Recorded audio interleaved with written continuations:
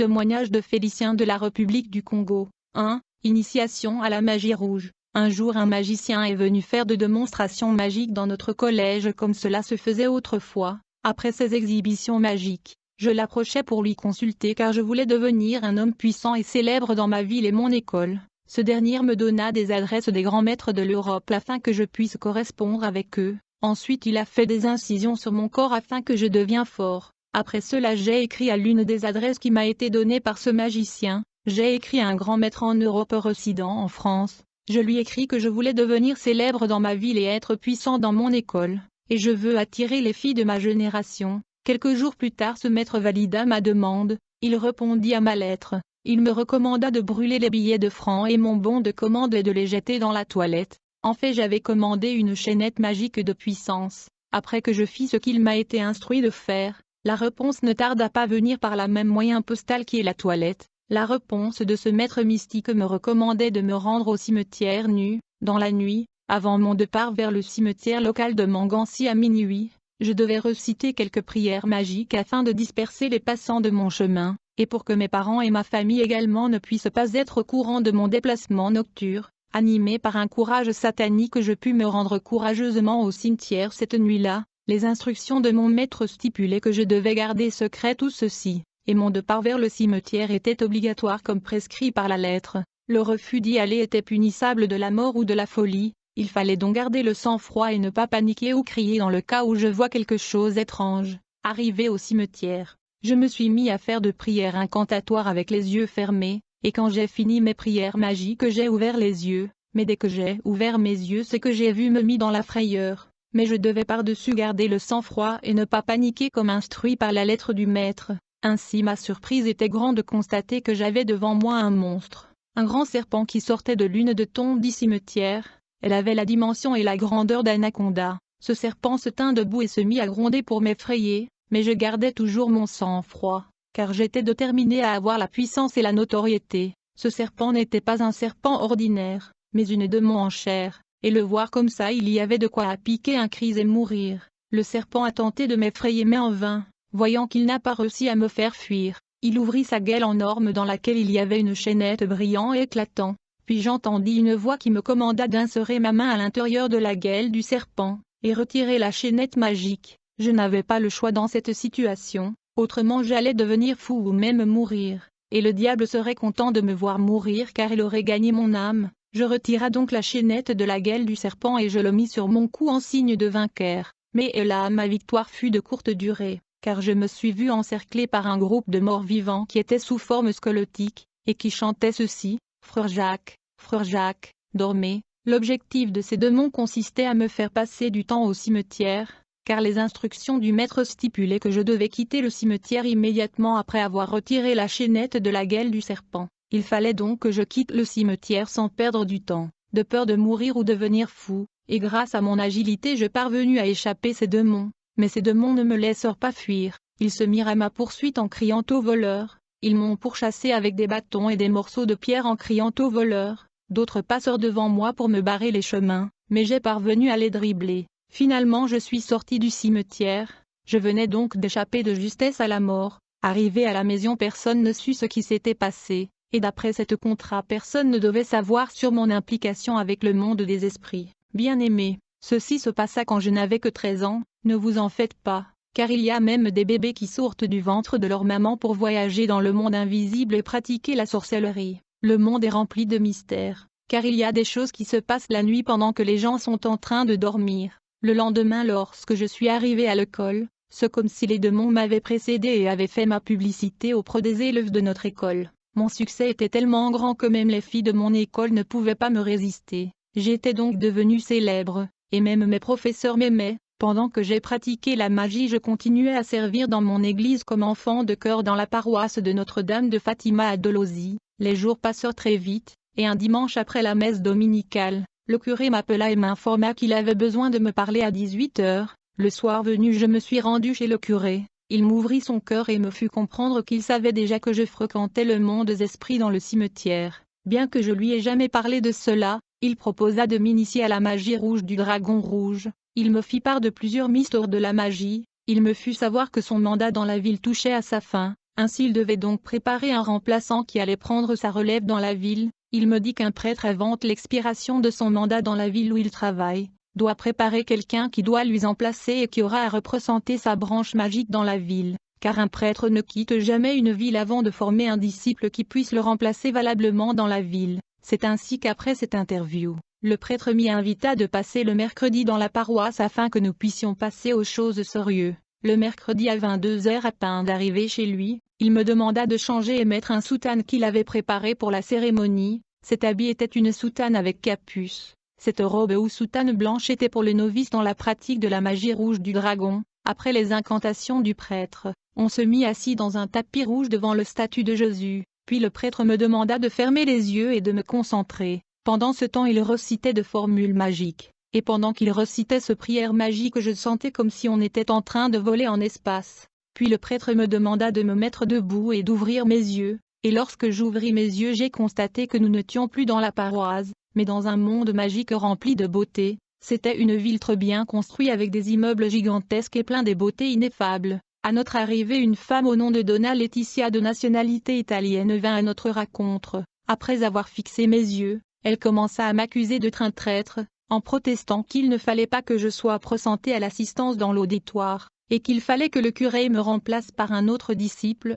mais malgré son insistance, le prêtre lui dit que j'allais changer. Après ce débat, ils décidèrent tous de m'enfermer dans une chambre sans fenêtre, dans laquelle il y avait une ampoule qui l'éclairait et des caméras qui me filmaient. Quelque temps après, on me fit sortir de cette chambre, et puis un homme fit instruit de me transporter dans l'immeuble où se trouvait la grande salle de réunion, qui réunissait l'assistance. Dans cet immeuble se trouvait la salle de conférence, la salle de banquet et autres. Quand je suis arrivé à l'intérieur de la salle de conférence, j'ai constaté qu'elle était remplie de gens. Il y avait des gens qui étaient vivants et les gens qui sont déjà morts il y a plusieurs années. Il y avait des grands commerçants de la ville de Pointe-Noire. Il y avait des autorités militaires et civiles de notre pays, des religieux. J'ai vu des personnes que nous avons étudiées dans l'histoire, qui sont décédées il y a plusieurs années. Quand la réunion débuta, cette femme italienne continua d'insister que je ne devrais pas être présentée à l'assistance, car plus tard je veux trahir le monde invisible. Ce fut grâce à une vote que l'Assemblée décida de me présenter à l'assistance.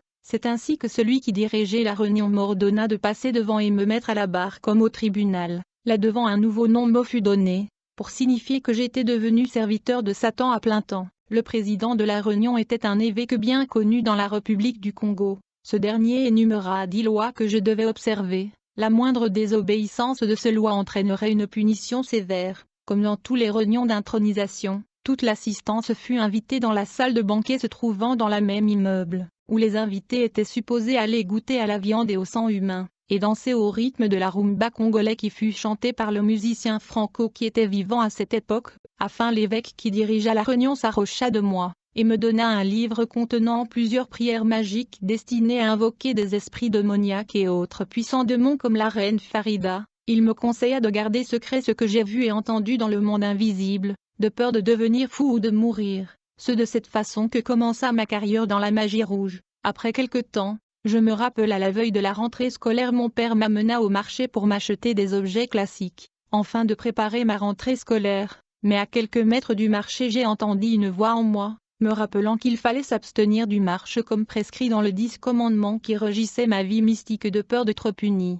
Cela faisait partie du 10 lois que je devais garder. Mon père n'a pas compris pourquoi j'évitais le marché. Alors je lui ai trompé en lui disant que maman m'avait déjà acheté tous les objets classiques, alors que cela n'était pas le cas. Alors papa me remit l'argent pour que j'achète la tenue de l'école. J'ai pris cet argent, j'ai le dépensé dans d'autres choses, sachant que j'allais consulter la reine Farida afin qu'elle puisse me procurer de tous les objets classiques dont j'avais besoin. Lorsque la reine apparut, elle me demanda ce que j'avais besoin. Je lui fus savoir ce que j'avais besoin. Avec claquement de mains ses servants m'amena tout ce dont j'avais besoin comme objet classique et même la tenue de classe. Cette dame satanique était devenue comme ma mère, elle trouvait des solutions à tous mes problèmes, et elle prétendait qu'elle m'aimait. 2. Ma rencontre avec les sorcières. Quelques mois après je commençais à avoir de problèmes avec mon père, ce qui m'irrita jusqu'à un point où j'ai eu des problèmes avec le monde invisible, car le 10 commandement stipulait que je ne devais pas me mettre en colère. Dans mon enfance je détestais les sorcières. Il arriva qu'un jour le président de notre paroisse de Notre-Dame Fatima voulait tuer un garçon qui servait dans le chœur des enfants. J'étais informé de cette situation par des démons, et la même nuit que le président de la paroisse devait exécuter le garçon qui était son propre fils, je lui empêcha, et il ne pouvait rien contre moi parce que son pouvoir était inférieur. En fait, il n'était qu'un sorcière, mais moi j'étais un sataniste. En conséquence, cet homme qui était le président de notre paroisse et chef de sorcières commença à me haïr. Sa haine était tellement évidente que les gens ne pouvaient pas comprendre de quoi il s'agissait, ils ne pouvaient pas comprendre qu'il y avait un conflit nocturne entre lui et moi. Pendant ma vie magique, aucun de mes parents ne soupçonnait mon appartenance à la branche de la magie rouge parce que j'étais doux et docile. Plus tard, j'ai commencé à avoir un problème avec mon père qui était un sorcier bien connu dans la communauté. Il avait un totem de crocodile. À la maison nous avions un jouet qui était un avion en bambou, mais dans la nuit, ce jouet se transformait en avion mystique que mon père utilisait.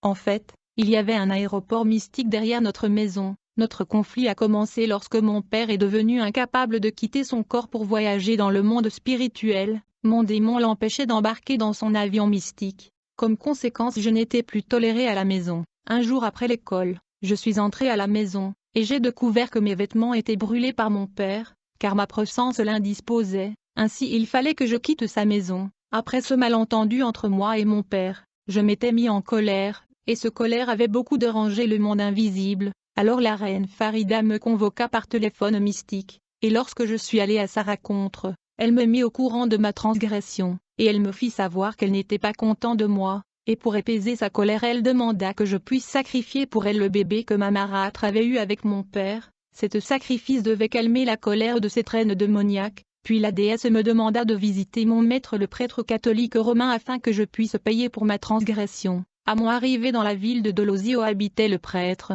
Le curé me reçut à bras ouverts, mais seulement il était déçu du fait que j'avais transgressé l'une de 10 commandements. Le prêtre me dit, pour implorer la grâce du grand maître Satan je devais faire une neuvaine. Cela veut dire 9 jours de jeûne sans manger ni boire. Dans le paroisse, après cela je devais offrir 9 enfants au diable. Dès que les 9 jours de jeûne furent accomplis, le curé m'y invita dans son logement pour voir ce qu'il faut faire, je veux dire pour m'aider à sacrifier ses enfants à Satan. Alors le prêtre mit en place une organisation de charité pour la distribution de nourriture et de vivres aux enfants, allant de 2 à 12 ans comme cela coutume dans les églises catholiques. Donc chaque lundi on allait distribuer de la nourriture, du riz, du sucre, du lait, de soja aux enfants, et pendant que les enfants étaient alignés, je devais donc poser ma main droite sur la tête de l'enfant qui sera la prochaine victime. Par conséquent 9 de ces enfants sont morts au fil du temps. Je regrette d'avoir tué des enfants innocents. Nous devons comprendre que derrière les nombreux organismes de charité de l'Église catholique romaine il y a des sacrifices humains.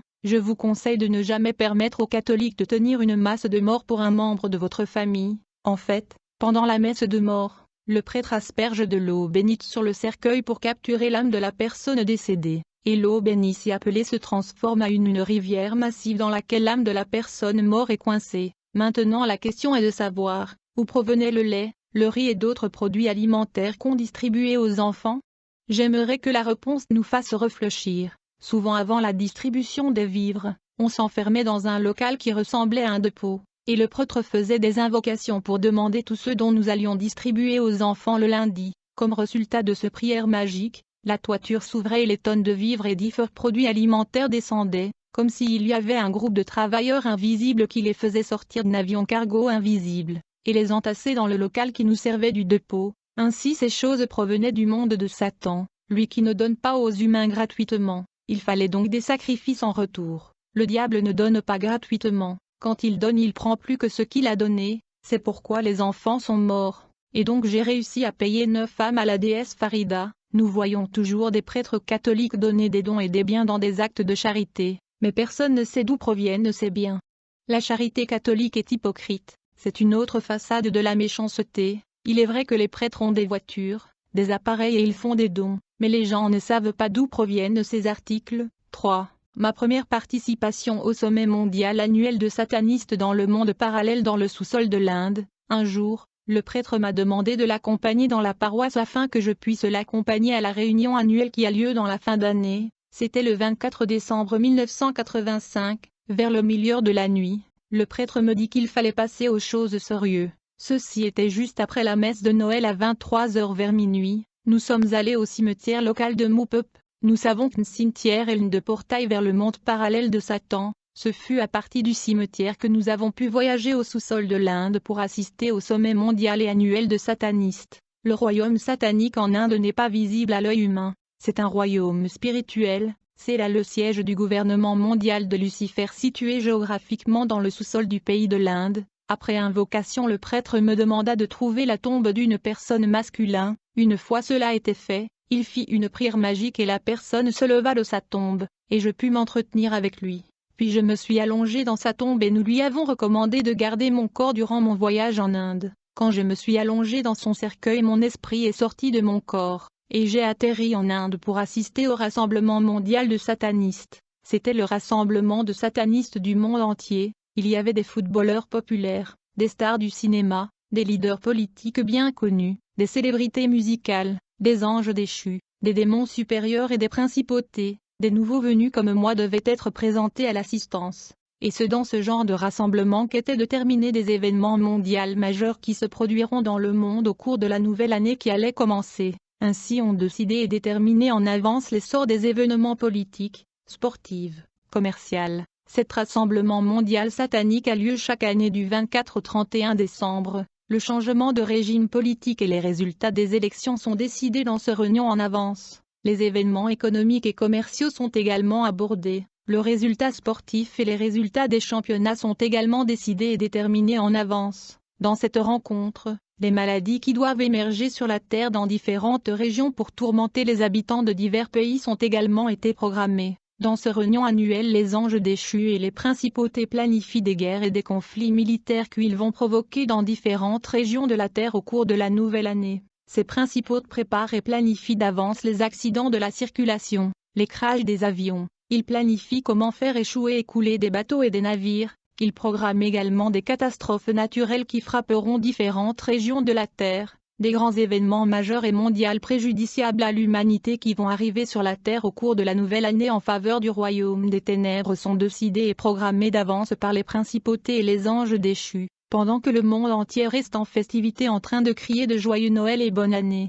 Au lieu d'être en prière, dans ce rassemblement le choix de présidents de différents pays du monde sont décidés. C'est dans ce rassemblement que je pris connaissance du changement de régime politique qui aura lieu dans mon pays. Car j'ai vu les anges déchus et des principautés décider l'arrivée de la démocratie dans mon pays et la dévaluation du franc CFA. Dans ce rassemblement de satanistes et des démons nous avons discuté aussi de la guerre en Angola. Nous avons décidé d'envoyer des soldats invisibles pour continuer à aider le chef rebelle. Son armée était moins que celle du gouvernement officiel, mais il progressait toujours parce qu'il était aidé par des démons qui se battaient de son côté. Je conseillerais aux chrétiens de prier pour la paix dans leur pays. De nombreux conflits politiques et militaires sont décidés et programmés dans le monde invisible pour arrêter l'œuvre de Dieu. L'évangélisation est pour emporter la paix autour du disciple du Christ. Le royaume des ténèbres se réserve le droit à un pays qui a demandé de l'aide à la Banque mondiale. L'épidémie du sida fut également discutée. Je profite de cette occasion pour demander aux enfants de Dieu de ne pas se disputer ou de débattre du problème du football ou du sport. Permettez-moi de vous conseiller de ne pas être fan d'une équipe de football. Parce que le résultat de championnats de football et des tournois sportifs sont décidés dans le monde invisible dans ce rassemblement annuel de satanistes et des démons, beaucoup de victoires et des résultats sportifs sont décidés d'avance dans le monde invisible. Toujours dans ce réunion il était décidé que le Canada deviendrait un pays du main-d'œuvre, et le Japon va se développer scientifiquement et technologiquement. Après la réunion, les initiés nouvellement arrivés comme moi furent emmenés dans une autre salle de réunion où nous devrions recevoir des instructions, et il y avait une statue de Jésus-Christ sur la croix dans cette salle. En fait, cette statue avait un corps humain, et il y avait du sang rouge frais sortant de cet homme sur la croix. Je ne sais pas si c'était un homme ou un démon. Cet homme sur la croix ressemble à Jésus qui est dans les images de dévotion catholique. On nous présenta cet homme cloué sur la croix comme étant le chef de chrétiens, le Fils de Dieu qui est adoré par les chrétiens. Notre hôte ne pouvait pas citer le nom de Jésus-Christ car il est interdit de citer le nom de Jésus dans le monde de Satan. Puis il nous incita de flageller le faux Jésus qui était sur la croix. Nous avons été chargés de soumettre cet homme sur la croix aux abus et insultes. On nous poussa à lui fouetter, à cracher sur lui et à lui donner des coups de poing. Comme conséquence de ces traitements, cet homme sur la croix se mit à saigner encore plus. Cet acte symbolique posé par les nouvelles initiées était un acte blasphématoire du rejet de Jésus-Christ. Mais l'homme qui saignait sur la croix était un démon supérieur qui a pris la forme de Jésus. et j'ai compris que l'image de l'homme de la croix dans l'Église catholique n'était pas pour rappeler aux croyants la mort du Christ, mais pour se moquer de lui. Avant de retourner sur la terre, on nous donna chacun un tapis volant, un livre contenant 120 prières magiques, un cordon ayant une croix qui était un téléphone, un bâton que nous étions supposés utiliser dans la guerre spirituelle. J'ai été chargé de sacrifier 3000 personnes en 20 ans, puis nous sommes retournés sur terre. Lorsque mon maître le prêtre a quitté la ville, il me confia aux mains de l'ange déchu appelé Maître Bombard de Bombard. 4. Mon échec dans la destruction d'une église en Allemagne. Plus tard, mon maître Bombard m'appela pour me dire qu'il y avait une église en Allemagne qui priait beaucoup, et cette église troublait nos programmes et perturbait nos activités dans le monde invisible. Alors il me confia la mission d'éteindre le feu de leurs prières. Sachant que j'étais victorieux dans toutes mes missions, j'ai pris mon tapis volant et j'ai voyagé en Allemagne à l'endroit où se situait l'église pour me rendre compte de faits. Une fois que je suis arrivé là-bas, la puissance qui émanait de cette église ne me permettait même pas de m'approcher. Je me suis rendu compte que j'étais impuissant contre ces croyants. J'avais honte de moi-même, cette défaite et l'échec étaient éclairants. Je ne pouvais pas comprendre le genre de pouvoir que ces croyants avaient. Je suis allé rapporter à mon maître l'ange déchu. Il me dit qu'il a essayé aussi d'attaquer cette église mais qu'il ne pouvait rien faire contre eux. Ceci était surprenant pour moi. Même mon maître l'ange était impuissant devant ses croyants, mais le diable est infatigable. Il essayera toujours de revenir encore et encore. 5. Ma première rencontre avec les francs-maçons. Comme je progressais rapidement dans la magie, mes supérieurs prirent la décision de m'envoyer en Italie où je devais rencontrer le grand maître de la grande loge de francs-maçons dont je tais le nom. Là il fallait que je me baigne dans le sang pour augmenter mes pouvoirs. C'est là que j'ai rencontré plusieurs personnalités politiques de plusieurs États du monde avec qui je fis connaissance. Dans cette rencontre on me donna un pigeon du nom de Nice, qui n'était qu'un démon sous forme d'oiseau. Son travail était de me rapporter tout ce qui se passait dans mon absence et le rognon. Ainsi pour éviter de soupçons j'achetais d'autres pigeons ordinaires pour que personne ne puisse comprendre ce que je faisais avec cet oiseau diabolique. Parmi les personnes pratiquant des arts occultes, certains possédant des chats et des oiseaux comme perroquets ou pigeons. À certains moments j'avais la culpabilité, j'ai eu besoin de Dieu. J'ai voulu joindre une église indépendante car je sentis un vide en moi et le besoin de se connecter à Dieu et son Fils. Quand j'ai voulu quitter l'église catholique, l'ange déchu Bombard se fâcha et décida de ne plus superviser mon initiation et évolution dans la magie rouge. Alors pour changer sa disposition je me suis rendu en Côte d'Ivoire où le pape était en visite. Afin de lui convaincre de parler à Bombard, il accepta mais je devais offrir 200 personnes pour que Bombard continue mon initiation. Ma rencontre avec la Reine du Ciel, Marie Marguela, ma participation à la fête de la Madone catholique. À mon retour de la Côte d'Ivoire j'ai été obligé de passer directement dans la ville où était organisée la fête de la Madone catholique. J'étais allé où étaient logés les prêtres de différentes missions catholiques de la ville de Loudima. En ce lieu je devais rencontrer quelques évêques et autorités ecclésiastiques. J'ai leur transmis les nouvelles et les recommandations du pape concernant la multiplication du photo de la Sainte Vierge Marie, pour que chacun des assistants à la célébration puisse en procurer dans un prix très bas. Chacun des assistants devrait aussi apporter une bougie pour la cérémonie, car Saint Charlemagne et la reine Marguela devaient descendre pour assister à la réunion. Ces deux personnalités sont des démons supérieurs que les gens appellent Marie et Jésus. En réalité Marie est déjà morte.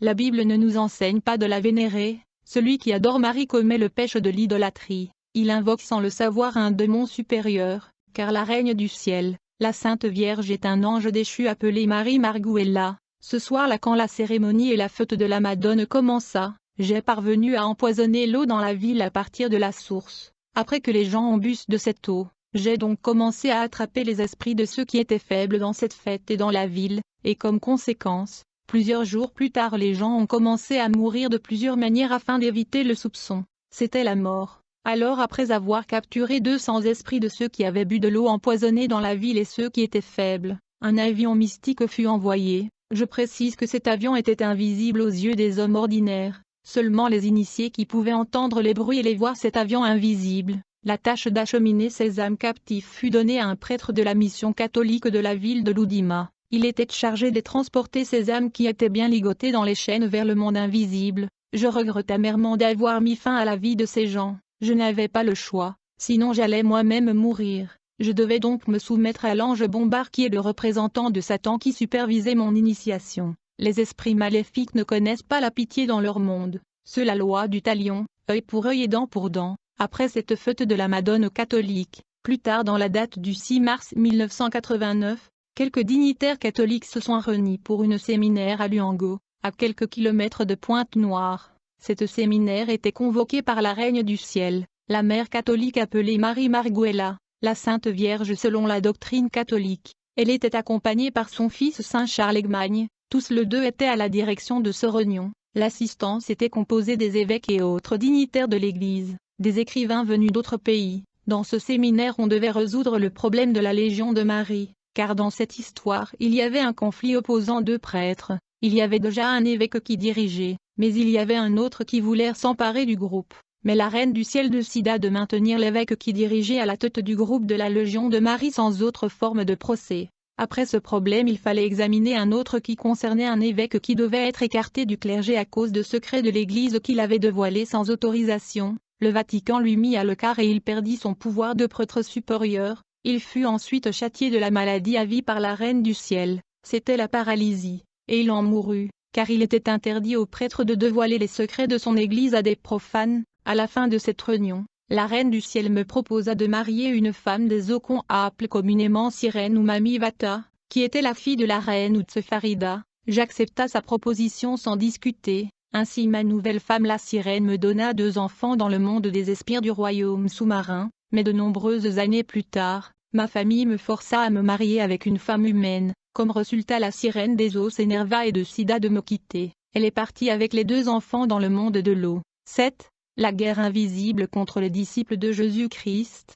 Quelque temps après dans mon travail de destruction, Satan me confia personnellement une mission de la destruction de la vie spirituelle. Homme de Dieu venu à Brazzaville pour une campagne d'évangélisation. C'était en août 1992. Cette croisade chrétienne devait se tenir dans le stade de la Révolution, qui est l'actuel stade Massamba de Bas. Une grande foule s'était réunie chantant des chants de louange à Dieu. Ensuite ils élevèrent la voix pour prier. Je voulais les empêcher en bloquant leur prière au moyen de ma main astrale que j'avais posée au-dessus de leurs mains. Mais cela fut un échec car leur prière dégageait une puissance de feu extraordinaire. Plus tard j'aperçus le membre du protocole venir vers moi. J'ai pensé que ce dernier avait vu ce que j'ai faisais. Alors je me suis précipité à les faire tomber à terre par la puissance de mon coup de pied invisible, comme le font les catcheurs. Alors pour éviter tout soupçon je me suis rendu invisible. Puis je suis allé me tenir dans l'estrade où se trouvait l'évangéliste Reinhard Bonnke. Je me suis placé en face de lui pour le frapper et le détruire. J'ai donc envoyé vers lui des rayons magiques pour l'hypnotiser et le tuer. Comme résultat, j'ai vu l'homme de Dieu rester muet pendant quelques minutes, et quand il reprit la parole il demanda à l'assemblée de prière pour lui, car dit-il Satan était dans la croisade, et quand les chrétiens élevèrent leurs mains pour adresser des prières à Dieu en faveur de cet homme de Dieu, j'ai senti sur mon corps comme un feu qui me dévorait. Et une forte puissance me fit projeter hors de la présence de l'homme de Dieu. Et finalement ne sachant quoi faire j'étais la muet plongé dans la confusion totale et respirant en moi la haine contre l'évangéliste. Ce fut pour moi une seconde défaite en matière de destruction des églises.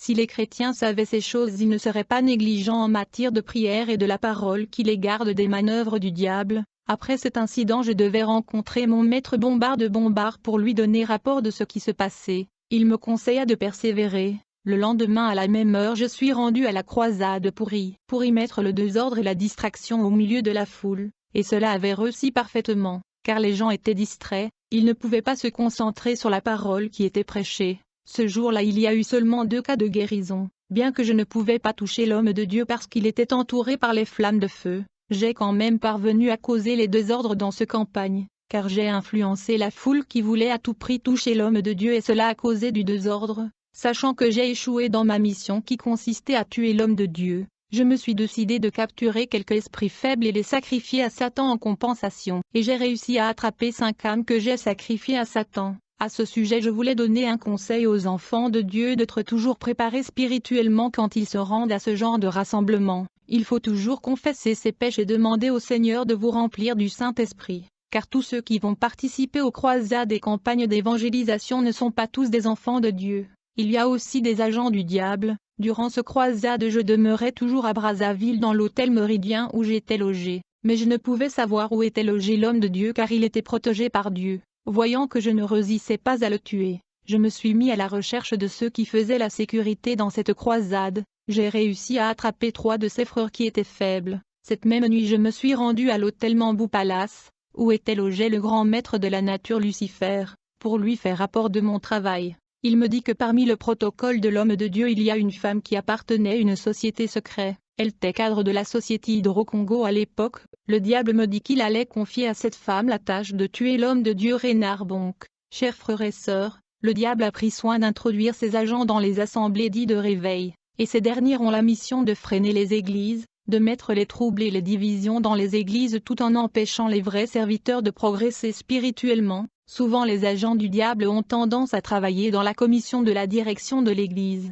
et veulent être élevés au rang de responsables de l'église. Ils ont souvent tendance à imposer leur volonté aux pasteurs. Dans la plupart des cas ces hommes et femmes ont toujours été des grands cadres des entreprises, et grâce à leurs moyens financiers ils arrivent à acheter la conscience des hommes de Dieu aveuglés par le gain matériel. 8. Mon voyage dans le monde sous-marin. Au fur et à mesure que les jours s'écoulaient, je voulais plus de puissance. Je voulais découvrir le pouvoir qui se trouve sous la terre, sous l'eau, dans les forêts et les montagnes. Un matin, j'ai appelé l'ange Bombarde pour lui informer de ma décision de visiter le monde qui est sous l'eau. Je devais normalement obtenir un visa chez un homme qui était un gourou d'une secte occulte charismatique à Pointe-Noire. Mais cet homme a refusé de m'accorder le visa, mais grâce à la permission de l'ange Bombarde, je fus autorisé à voyager dans le monde des eaux sans visa, car dans le monde des esprits c'est la loi du plus fort qui prévaut. Le soir je me suis rendu à la rive, au bord de l'océan Atlantique à Pointe-Noire, à l'endroit où se rencontrent la rivière Loya et l'océan.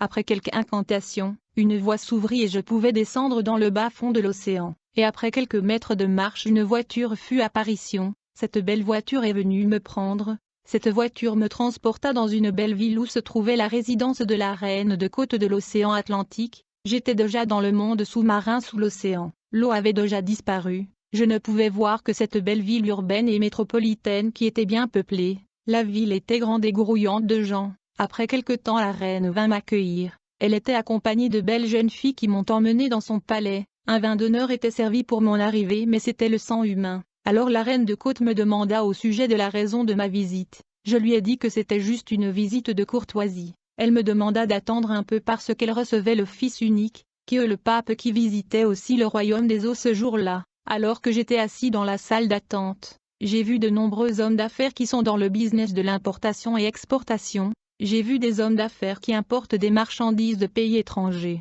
ceux qui possèdent des dépôts, des chambres froides, des bateaux de pêche. J'ai compris que nombreux sont des hommes d'affaires qui sont dans l'occultisme. J'ai appris que 80% de leurs biens, comme les voitures et les appareils électroniques et électroménagères proviennent du royaume sous-marin. Après avoir reçu de nombreuses personnes, la reine de côte a délégué une jeune femme qui était supposée prendre soin de moi pendant ma visite dans le monde sous-marin. Je fus installé dans une maison qui était bien meublée, puis la dame m'amena visiter les industries de fabrication des appareils électroménagers. J'ai vu les industries de fabrication de voitures et les industries de textiles et autres. Ces usines et industries conçoivent toutes sortes d'articles, appareils et instruments que nous utilisons à la surface de la Terre. Ces vêtements et appareils ménagers conçus dans le monde des eaux ont des cachets, des signes et des sceaux qui envoûtent les humains qui les utilisent. Après avoir visité les industries et des usines, je fus emmené dans un endroit qui ressemble à une prison, et j'ai vu beaucoup de gens enchaînés. La jeune fille qui m'a accompagné a déclaré que ces personnes étaient le serviteur du maître de la nature Lucifer, mais ils ont échoué dans les différentes missions et affectations que le maître Lucifer les avait confiées. C'est pourquoi ils sont emprisonnés ici. Quelque temps plus tard, le jeune dame sirène me conduisit dans une très grande salle, où il y avait des machines et des appareils très sophistiqués capables de torturer et de couper les têtes de gens. J'ai vu des machines qui étaient mises en place pour extraire la graisse du corps de cadavres humains. Ces machines étaient aussi en train d'extraire le sang et l'eau du corps de cadavres. La jeune femme sirène m'expliqua que l'eau extraite des corps de victimes est envoyée au Vatican. Cette eau est mélangée à l'eau naturelle et à d'autres substances pour devenir ce qu'on appelle l'eau bénie, puis il est envoyé dans les paroisses catholiques du monde entier. La dame a déclaré que la graisse extraite des corps de la victime devient de l'encens, en particulier l'encens benjoin contenant un puissant pouvoir magique. Les têtes de victimes sont broyées pour concevoir l'encens du Lourdes, utilisé par les hommes d'affaires pour la prospérité. Il y a aussi l'encens de Jérusalem conçu à partir d'autres parties du corps humain. L'encens de Nazareth utilisé par les prêtres sont aussi fabriqués à partir d'autres parties du corps humain. Après cela, la jeune fille m'amena visiter un endroit qui ressemblait à une ferme. J'ai vu de nombreux animaux comme de porcs, de bœufs et de la volaille. J'ai demandé à la dame à propos de ces animaux et quel était leur but. Elle me dit, à moins que je vous explique, vous ne pourrez pas comprendre. Comme la fille parlait, je savais dans mon cœur que ces animaux et bétail dans la ferme étaient des êtres humains victimes de sacrifices humains. La dame me dit que 70% de la nourriture et de la viande que nous mangeons à la surface proviennent du royaume sous-marin.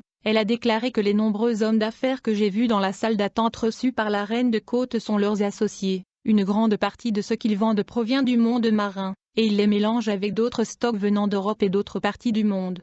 Frères et sœurs, nous devons comprendre que la plupart des viandes que nous mangeons à la surface de la terre sont des viandes humaines mélangées à celles des bétails. Ce genre de nourriture cause toutes sortes de problèmes de santé et même malades qui deviennent incurables. Prions avant de manger. Alors que la visite continuait, la reine de Côte nous rejoigna et nous avons donc continué la visite. Quelque temps après, un groupe de belles jeunes femmes habillées d'une façon à provoquer les coureurs de jupons sont arrivés. Elles étaient tous d'une beauté extrême. Elles étaient sur le point d'être déployées en mission sur la terre afin de séduire les nations. Elles vinrent où nous étions avec la reine de Côte, qui les a présentées comme ses filles. Alors elle s'agenouilla devant la reine et elles lui demandèrent la permission d'aller à la surface de la terre pour y passer le Vécan. La reine imposa sa main sur eux et dit, « Vous avez ma bénédiction, va et séduisez l'humanité. » Les chrétiens doivent comprendre que des belles femmes et des beaux gosses que nous voyons sur la terre ne sont pas tous des humains ordinaires mais des démons physiques. Beaucoup de personnes ont été enlevées par des inconnus parce qu'ils sont tombés sous leur charme, et sont capturés et transportés vers le monde sous-marin. Beaucoup de personnes tombent victimes et deviennent portées disparues en raison du manque de contrôle sentimental, et ils finissent dans des prisons sous-marins du royaume des eaux. Beaucoup de démons viennent du monde de cimetière et du monde sous-marin, ils ont la ressemblance humaine. Ils ont la beauté et l'argent, de bonnes voitures, et beaucoup tombent victimes de leur charme et sont séduits par leur argent. Lorsque ces jeunes femmes sirènes sont montées à la surface de la terre, nous sommes allés visiter les usines et les industries de conception de tissus comme le superwax, le velours et le supercamp. La reine de Côte m'a également parlé des compagnies d'exploitation du pétrole dans l'océan Atlantique. Elle m'a dit qu'aucune compagnie ne peut exploiter le pétrole dans l'océan Atlantique sans son autorisation. Une fois qu'une compagnie signe un accord avec elle, elle se charge de conduire les personnels de cette compagnie vers les sites et foyers inexploités où il y a du pétrole sous l'océan. Bien-aimés, je voudrais dire que nous devons toujours remercier le Seigneur avant de manger en raison de la nature de la nourriture de ce monde. Beaucoup d'hommes d'affaires sur le marché sont agents du diable, donc quand vous allez au marché et vous voyez la foule entourant un vendeur particulier, il faut l'éviter. Beaucoup de poulets vendus sur le marché sont des bébés. Après ma visite dans le royaume marin, je suis retourné à la surface de la terre avec beaucoup de cadeaux de la reine de Côte. 9. Mon second voyage au sommet mondial annuel en Inde. Comme il fallait toujours participer chaque année au sommet mondial de satanistes à la fin de l'année, j'ai voyagé dans la dimension parallèle afin d'assister au rassemblement annuel de satanistes en Inde, là où j'ai été nommé superviseur du grand marché des esclaves dans notre région. Permettez-moi de souligner qu'il s'agit d'un marché spirituel où sont vendus et achetés des âmes qui sont capturées par les satanistes, les sorcières, les prêtres catholiques, les pasteurs occultes etc.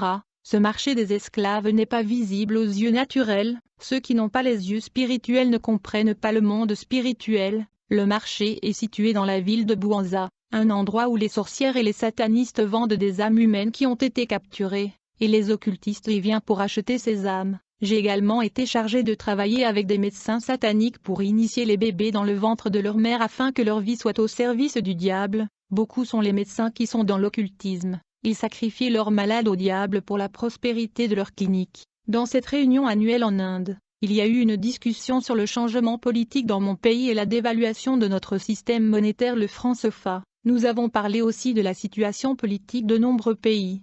Je voudrais souligner que les événements majeurs qui arrivent dans le monde sont organisés et prévus à l'avance dans le monde spirituel, qu'il s'agisse des pandémies, des troubles sociaux, des conflits armés, des guerres. Tous ces événements sont organisés et décidés à l'avance lors du rassemblement annuel de la fin de l'année. Lors de cette réunion, les anges déchus et les principautés organisent, planifient et programment des événements sociaux, politiques et civils qui se produiront de par le monde et dans chaque pays du monde. En fait, chaque pays sur la terre est gouverné par une principauté. Il s'agit là du véritable gouvernant ou leader qui gère ce pays, parce que les principautés sont les dirigeants des pays du monde, non pas le gouvernement physique et le président que nous voyons à la télévision. Ce sont les principautés qui décident des événements qui se dérouleront et se produiront dans leurs pays respectifs dans ce sommet annuel tenu en fin de l'année au sous-sol de l'Inde. qui est le siège du gouvernement mondial de Lucifer. Après avoir assisté au sommet mondial annuel des satanistes, je voyagea au royaume des eaux sous l'océan Atlantique où j'étais reçu par la reine de la côte atlantique dans une ville métropolitaine urbaine. Après cela, j'ai dû voyager dans le pays d'Angola pour combattre la guerre auprès du chef rebelle Savimbi, tel qu'il a été décidé dans la réunion mondiale de satanistes en Inde. Notre aide au chef rebelle était spirituelle, nous combattions spirituellement les forces gouvernementales en aidant le chef rebelle, et les victimes de cette guerre étaient des sacrifices humains. Notre présence dans cette guerre était spirituelle parce qu'il y a une armée visible et il y a aussi une armée invisible qui est démoniaque. Les démons se battaient aux côtés de la rébellion armée du chef rebelle Savimbi. Cette rébellion progressait toujours parce qu'elle était soutenue par des troupes démoniaques qui étaient invisibles. Je voudrais informer les frères et sœurs de l'Angola que la guerre dans votre pays n'était pas une guerre normale. Il a été décidé, organisé et arrangé dans le royaume de ténèbres afin de renverser le président qui a été établi par Dieu. Il est impératif pour les croyants de prier pour le président que le Seigneur a établi dans leur pays. Beaucoup de chrétiens ne prennent pas du temps pour prier pour leur président bien que la Bible recommande cela. Après ma mission en Angola, je suis retourné dans la République du Congo et j'ai ouvert une église occulte. Grâce à mon pouvoir magique, l'église était pleine un temps record. Les gens venaient avec leurs problèmes et leurs maladies, et je les guérissais et faisais des miracles. J'ai remarqué que les gens sont toujours attirés par la guérison et les miracles. Bien que mes miracles et mes prophéties étaient démoniaques, j'étais très apprécié. Quelques mois plus tard, j'ai dû assister à la réunion de toutes les églises de Ngwanza dans la ville de Dolisie. Plus tard je fus informé par l'ange déchu Bombar que Lucifer était dans la ville, et qu'il assistera au rassemblement de toute l'église occulte de Ngwanza. Quand je suis arrivé dans la ville, je suis allé directement à l'hôtel où le diable restait. Je fus reçu par l'ange déchu au nom de Nabam, qui est l'associé et le secrétaire de Satan. Plus tard le maître de la nature Lucifer m'a reçu dans sa chambre, et il m'a demandé de m'asseoir. Il était un homme de peau caucasienne, mais il peut prendre toute forme qu'il veut. Son visage était exactement comme celui de Jésus représenté dans les portraits et dévotions de l'Église catholique, et il était beau. Quand je lui ai fixé aux yeux, je suis tombé sur le sol parce que je ne pouvais pas supporter les vibrations qui sortaient de ses yeux, puis il posa sa main sur moi, et je me suis relevé. Il me questionna sur ma préoccupation. Je lui ai dit que ma préoccupation était de voir Jésus-Christ et de devenir millionnaire. Quand j'ai dit le mot Jésus-Christ, le diable s'est affaibli et il s'est mis en colère, et il a frappé sa tête sur la table, puis il me dit, « Jeune homme, je connais votre condition, vous devez comprendre que, même si on lave une chèvre avec un savon, son odeur ne le quittera jamais. Vous devez comprendre que nous allons tous dans le lac de feu et du soufre, nous avons le même sort toi et moi. » J'étais dans la confusion et j'étais étonné par l'attitude de Lucifer. En fait, je ne savais pas que le diable ne peut pas supporter le nom de Jésus-Christ. Quelques minutes après cet incident, le diable a essayé de me faire oublier ce qui venait de sortir de sa bouche, mais j'ai bien retenu ses paroles. Tout ce qui intéresse le diable, et que nous finirons tous dans le lac de feu et du soufre. Plus tard le diable m'a béni et il m'a donné le pouvoir de régner sur les puissances démoniaques de l'enfer. Il m'a attribué 900 démons guerriers. Et il m'a commandé de faire la guerre contre l'Église authentique de Jésus-Christ. Le 24 décembre 1990, je me suis rendu dans le sous-sol de l'Inde, où notre convention annuelle de fin d'année avait lieu, afin de prendre des décisions sur le destin de divers pays du monde dans différents facteurs et aspects. Cet rassemblement mondial n'était assisté que par des satanistes à plein temps, des démons supérieurs et des principautés qui gouvernent tous les pays du monde. Le diable lui-même présidait cette réunion. Et pendant qu'il présidait cette réunion il prenait constamment différentes formes, et il se transformait en différentes bêtes horribles et grotesques, afin d'intimider et d'effrayer les participants. Lors de cette réunion annuelle de fin d'année, le sujet principal était la guerre et la bataille invisible contre l'Église de Jésus-Christ. Nous avons également parlé de la mort du chef de la fraternité blanche universelle qui n'avait pas pu obéir aux termes et conditions de l'alliance. En conséquence a été exécuté par les autorités du monde invisible. Après la réunion, le diable a invité les satanistes du monde à une autre réunion qui sera tenue en Éthiopie. Plus tard, il m'a reçu dans une chambre et il m'a demandé si j'avais une demande ou une souci à lui soumettre.